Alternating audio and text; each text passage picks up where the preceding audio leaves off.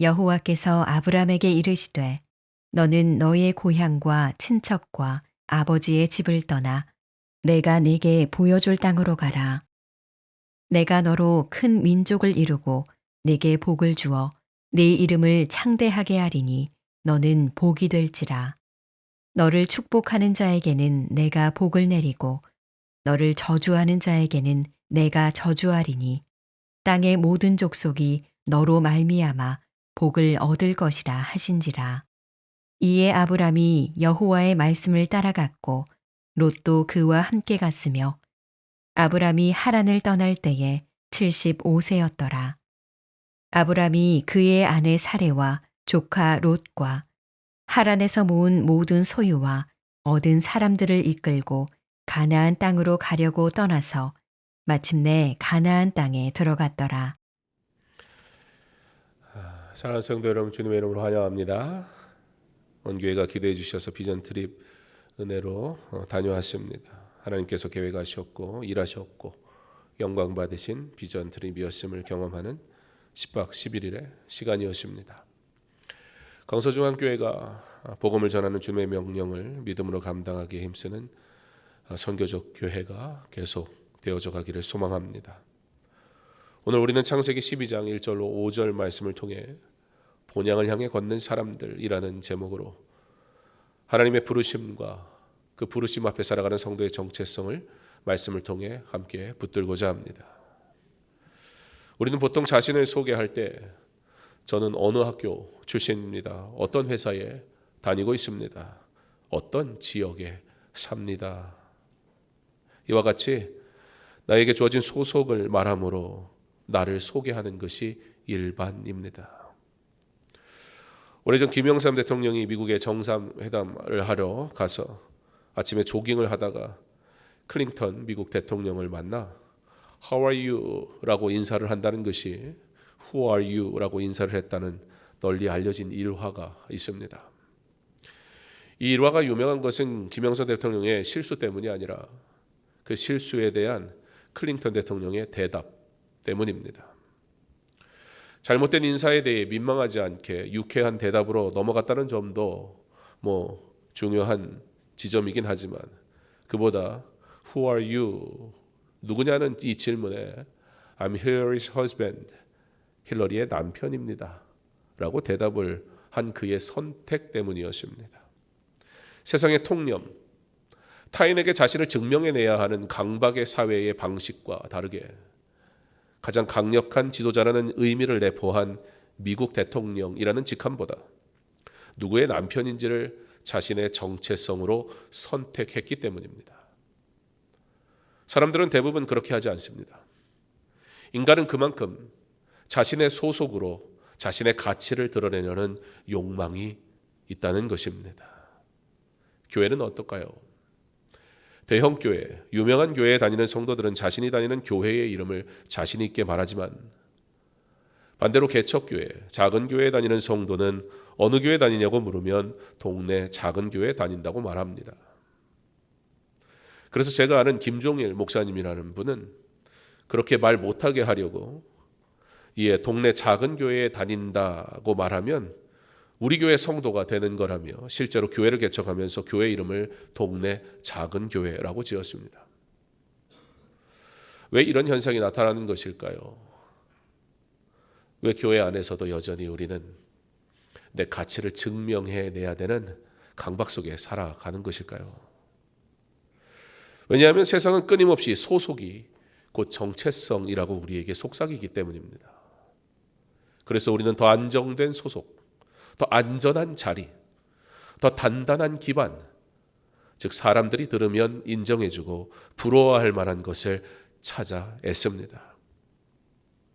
왜냐하면 우리가 치열하게 살아가는 오늘의 시대는 이 땅이 전부라고 말하기 때문이고 그렇게 믿기 때문입니다. 그렇게 하나님과의 영원, 본향을 향한 소망은 지워버리고 지금 여기에서 잘 자리 잡는 것이 인생의 목적이라 말합니다. 이것을 우리는 현세주의라 합니다. 현세주의의 특징은 우리로 하여금 정착하게 만듭니다. 신앙생활도 예수님의 명령처럼 복음을 가지고 나아가는 삶이 아니라 내가 원하는 모습의 교회를 만들어 나를 위한 안정된 신앙의 장으로 만들려 합니다. 그렇게 안정된 직장, 연봉, 집, 평판, 스펙, 이 땅에 깊이 뿌리 내리는 것이 성공이라고 가르칩니다. 그러다 보니 나그네는 실패자처럼 보이고 흔들리는 인생은 낙오자처럼 느껴집니다. 하지만 성경은 정반대로 말합니다. 성도는 이 땅에 뿌리 내린 정착민이 아니라 영원한 본향을 향해 걷는 나그네라고 말입니다. 오늘 본문은 그 나그네의 시작, 아브라함의 부르심을 보여주고 있습니다. 본문 1절을 보면 여호와께서 아브라함에게 이르시되 너는 너의 고향과 친척과 아버지의 집을 떠나 내가 네게 보여줄 땅으로 가라 말씀합니다. 하나님은 아브라함에게 더 좋은 조건 만들었으니까 거기 한번 가볼래? 그렇게 말씀하시지 않습니다. 하나님의 복이 더 좋은 것에 있지 않았단 말입니다. 최소한 세상이 보는 가치에서 말입니다.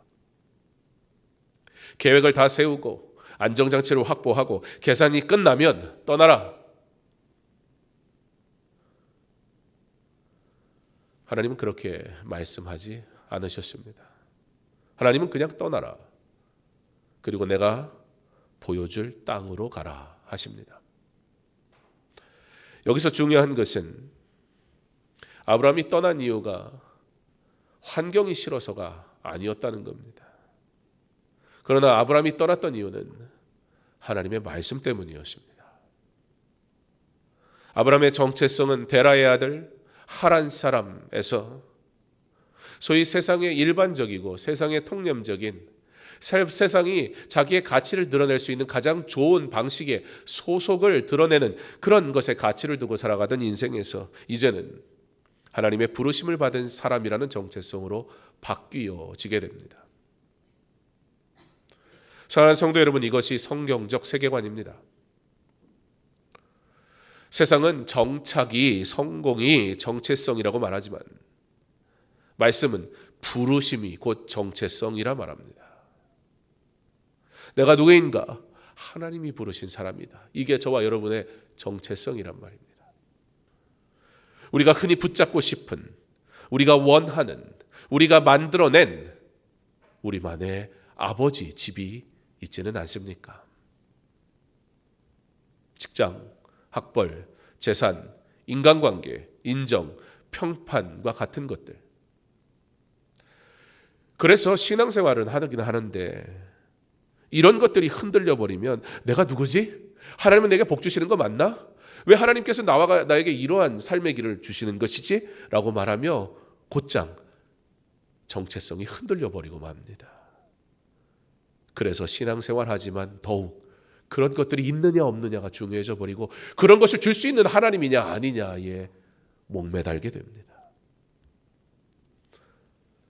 그런데 하나님은 오히려 우리에게 그런 것을 빼앗아 가시는 것처럼 보이는 때도 있습니다. 물론 그것을 빼앗아 가진 않으십니다. 단지 하나님이 우리에게 원하시는 것은 이것입니다. 그런 것들이 나의 뿌리가 되지 못하게 하시는 겁니다. 왜냐하면 우리의 뿌리는 세상의 자리나 소유가 아니라 부르시는 하나님께 있기 때문입니다. 이 대목에서 성도에게 위로가 있습니다. 지금 인생이 흔들리는 분이 있습니까? 기반이 무너진 것 같은 분이 계십니까? 하나님은 흔들림 속에서 우리를 버리시는 분이 아니라 오히려 그 자리에서 이렇게 말씀하십니다. 너는 내가 붙잡던 것으로 사는 사람이 아니라 내가 부르는 사람이다. 너는 정착과 성공으로 증명되는 사람이 아니라 약속으로 살아가는 사람이다. 지금 나의 자리가 주의 부르심의 자리인지 확인하는 것이 필요합니다. 자리가 아닌 부르심이 핵심이란 말입니다. 직분은 사명받은 자의 자리입니다. 사명은 부르심입니다. 그러므로 직분이 부르심이 되면 복이 되지만 직분이 자리가 되면 망하는 길이 됩니다. 2절에서 3절은 이 부르심의 목적을 밝힙니다. 내가 너로 하나님이 부르셨다는 거예요. 내가 너로 뭐 하려고요? 큰 민족을 이루고 너는 복이 될지라. 땅의 모든 족속이 너로 말미암아 복을 얻을 것이라. 이게 부르심의 목적입니다. 핵심은 이것입니다. 하나님은 아브라함을 복의 종착지로 부르신 것이 아니란 겁니다. 복의 통로로 부르셨습니다. 현세주의는 복을 내가 더 갖고 더 누리고 더 올라가는 것, 그런 것들로 정의합니다. 그래서 현세주의적인 가치관 속에서 신앙생활을 하는 사람은 내가 이 세상에서 무엇을 어떻게 얻었느냐를 자랑하는, 그걸 간증이라고 하는 삶을 살아갈 수밖에 없습니다. 그리고 그 현세주의적인 가치관 속에서 신앙생활하는 사람들은 그런 것들을 이야기하는 사람들의 말에 감동을 받습니다. 하지만 하나님이 주시는 복은 방향이 다릅니다. 하나님의 복은 나를 통해 흘러가도록 주어집니다. 그러므로 성도의 정체성은 복 받은 사람에서 멈추지 않고 복이 되는 사람으로 완성이 됩니다. 여기서 우리는 그리스도 중심으로 이 본문을 바라봐야 합니다. 아브라함에게 주신 약속, 땅의 모든 족속이 너로 말미암아 복을 얻는다는 말씀이 결국 어디로 이어지게 됩니까? 갈라디아서 3장은 이 약속이 궁극적으로 그리스도에게서 성취된다고 밝힙니다. 예수 그리스도께서 참 아브라함의 후손이시며 그분 안에서 열방이 복을 얻게 되었습니다. 아브라함에게 주신 약속, 그 땅의 모든 족속이 너로 말미암아 복을 얻을 것이라는 이 말씀은 신약에서 그리스도 안에서 성취됩니다. 바울은 갈라디아서 3장 8절에서 이 약속을 가리켜 하나님께서 아브라함에게 미리 전하신 복음이라고 설명하며 갈라디아서 3장 16절에서는 그 약속의 자손이 궁극적으로 그리스도이심을 밝힙니다. 그리고 갈라디아서 3장 14절의 말씀처럼 아브라함의 복은 그리스도 예수 안에서 이방인에게까지 미치게 되었습니다. 그러므로 우리는 아브라함의 부르심을 단지 한 사람을 위한 결단의 이야기로 읽지 않습니다. 그만의 큰 믿음의 이야기로 멈추지 않습니다. 그리스도 안에서 열방을 복주시려는 하나님의 구속사적 계획으로 읽어야 합니다. 오늘 우리가 지금도 땅끝까지 이르러 증인이 되어야 할 이유입니다. 이 복을 전하는 삶을 살도록 부르셨기 때문입니다. 그렇기에 이제 그리스도 안에서 아브라함의 복을 받은 우리는 복의 종착지가 아니라 우리끼리 이곳에서 아름다운 그림 같은 집을 지어놓고 우리끼리 행복한 삶을 사는 것이 아니라 멈출 수 없습니다. 멈추지 않습니다. 복의 통로로 부름받았음을 고백하고 나아갈 뿐입니다. 하나님께서 우리를 부르신 목적은 우리만 복을 누리는 데 있지 않고 우리의 가정과 교회와 이웃과 열방에까지 그리스도의 복, 바로 복음이 흘러가게 하시는 데 있습니다. 그러므로 성도는 이제 그리스도 안에서 이 약속에 참여합니다. 우리가 본향을 향해 걷는 나그네가 될 수 있는 이유는 예수님이 먼저 이 땅에 오셔서 하늘을 떠나 우리 가운데 거하시고 십자가에서 우리를 위해 모든 것을 내어주셨기 때문입니다. 예수님은 하늘의 본향을 가지신 분이시지만 우리를 본향으로 인도하기 위해 기꺼이 나그네의 길을 걸으셨습니다. 그 은혜가 우리를 부르고 그 복음이 우리를 다시 걷게 합니다. 그러므로 4절은 단순하지만 강력합니다. 이에 아브라함이 여호와의 말씀을 따라갔고, 아브라함의 믿음은 말이 아니라 걸음으로 나타납니다. 어떻게 해야 된다가 아니라 그렇게 하고 있는 삶을 사는 것이 믿음이란 말입니다. 말씀이 임하자 그의 입이 움직인 게 아니라 그의 발이 움직였습니다. 그런데 5절을 보면 더 현실적입니다. 아브라함은 하란에서 모은 모든 소유와 얻은 사람을 데리고 갑니다. 믿음은 현실을 무시하는 것이 아닙니다. 믿음은 나만의 특별한 어떤 공간에 머무는 것이 아니란 말입니다. 믿음은 현실을 품습니다. 그리고 믿음은 그 현실을 말씀의 방향으로 옮기는 것입니다. 사랑하는 성도 여러분, 세상은 나그네의 삶을 불안해합니다. 그래서 나그네의 정체성을 싫어합니다. 어떻게 하면 소유할까? 그것으로 안정감을 취하려고 몸부림칩니다. 그것이 하나님 없는 이 세상에 살아가는 사람들의 유일한 소망일 수밖에 없습니다. 그것을 나무랄 수는 없습니다. 하나님 없는 인생의 불안함, 무엇이라도 움켜쥐고 싶은 죄인의 간절함이겠지요. 그러나 우리는 압니다.